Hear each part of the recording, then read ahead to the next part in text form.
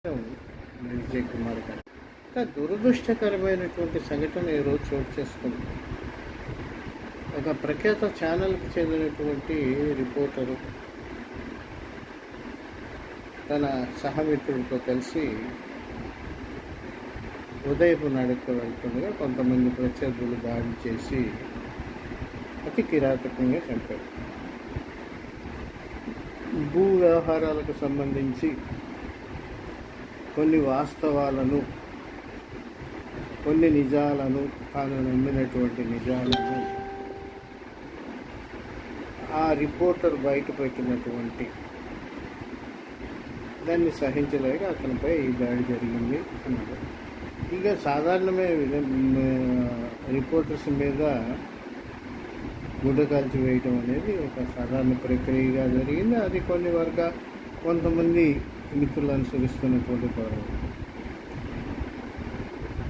ఈ జగన్మోహన్ రెడ్డిపై జరిగినటువంటి హత్యాకాండని మొత్తం జర్నలిస్ట్ సంఘాలు ఖండించాలి. విలేకరుల భద్రతకి ఒక ప్రత్యేకమైనటువంటి చట్టాన్ని తీసుకురావాలి.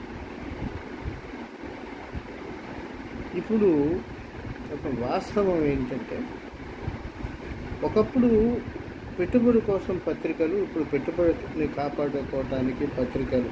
ఇది నేను చాలాసార్లు చెప్పాను.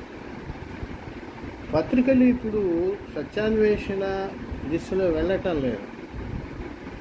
ఎవరినో ఒకరిని భుజాన్ని వేసుకుని, ఒకప్పుడు ఎవరు కొన్ని ఈ పత్రికలు రాస్తే వాటిని ఎల్లో జర్నలిజం అనేవాడు. ఆ పత్రికల్లో పదజాలాన్ని చాలా వరకు విమర్శించినటువంటి పరిస్థితులు. ఇప్పుడు ఏంటంటే అదే పదజాలం పత్రికల్లో వచ్చేస్తాయి.